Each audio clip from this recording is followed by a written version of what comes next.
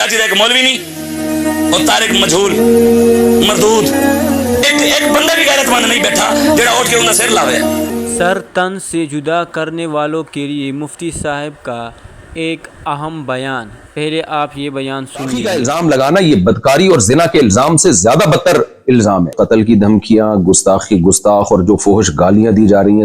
موت زندگی اللہ کے ہاتھ میں، جو رات قبر میں گزرنی ہے وہ قبر میں گزرے گی، جو زمین پہ گزرنی ہے وہ زمین پہ گزرے گی۔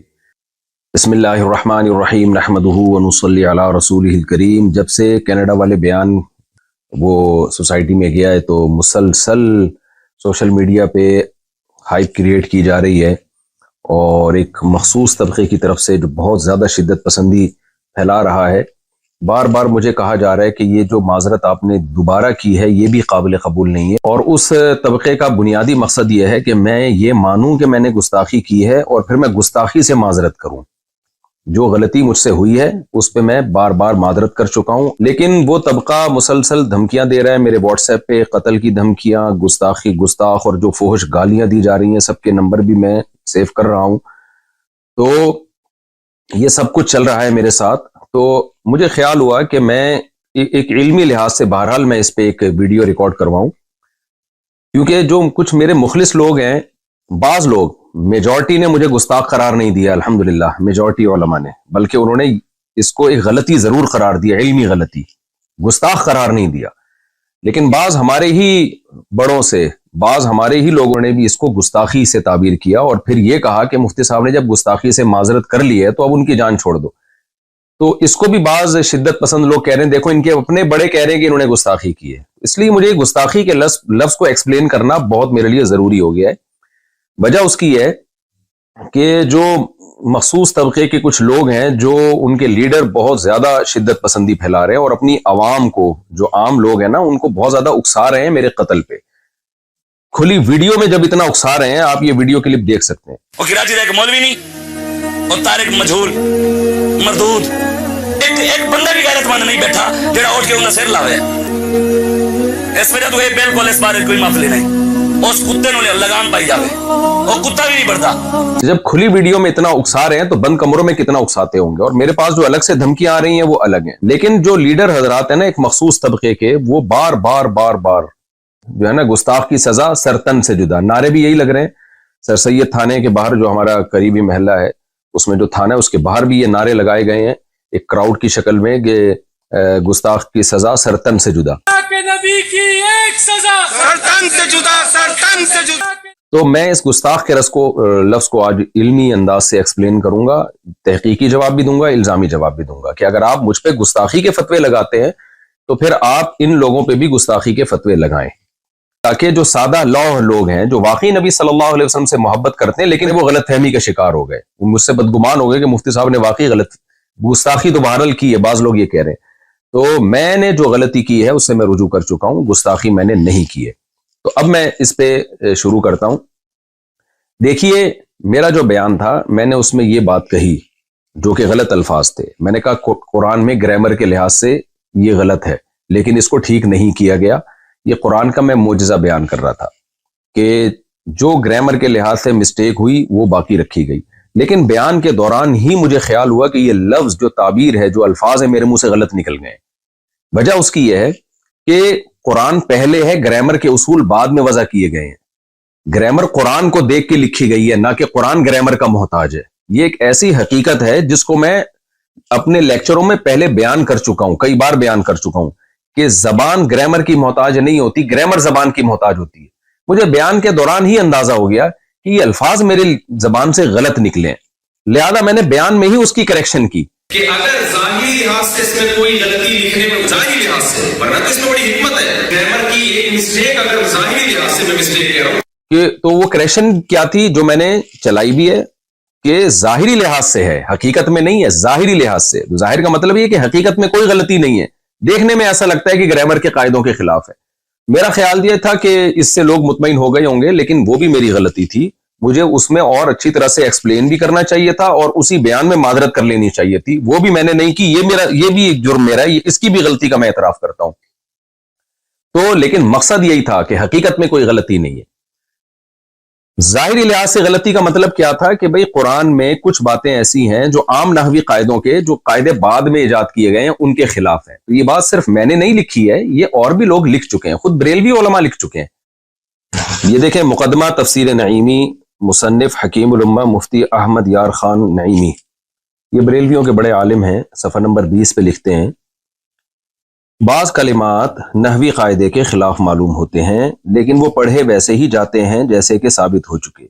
مثلا علیہ اللہ، اب دیکھیں قرآن کا عام قاعدہ ہے علیہ اللہ، لیکن قرآن میں لکھا ہے علیہ اللہ، یعنی گرامر کا عام قاعدہ ہے علیہ اللہ، لیکن پڑھا جا رہا ہے علیہ اللہ. اسی طرح وما انسانیہ الا الشیطان، اب عام قاعدہ جو نحو کے طالب علم جانتے ہیں یہ ہے وما انسانیہ، لیکن جو احمد یار صاحب ہیں، مفتی احمد یار صاحب جو بریلویوں کے بڑے عالم، وہ کہہ رہے ہیں کہ یہ بھی عام قاعدے کے خلاف ہے، ما انسانیہ ہے.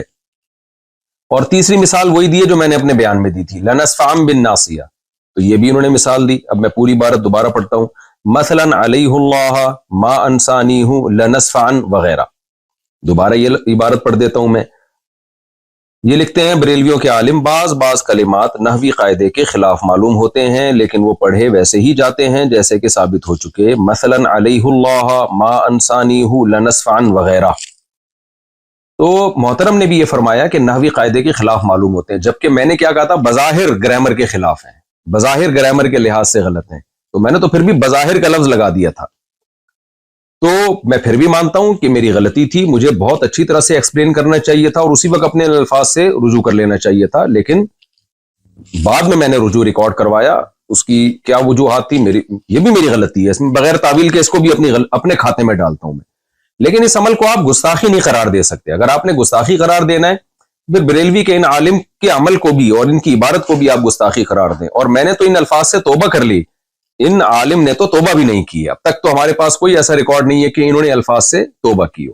تو اصل مدعا میرا یہ ہے کہ نہ میرے الفاظ کو آپ گستاخی پر لے جا سکتے ہیں، نہ تفسیر نعیمی کے مصنف کے الفاظ، بریلوی عالم کے الفاظ کو آپ گستاخی قرار دے سکتے ہیں. آپ ان کے الفاظ کو بھی علمی غلطی قرار دے سکتے ہیں، میرے الفاظ کو بھی علمی غلطی قرار دے سکتے ہیں.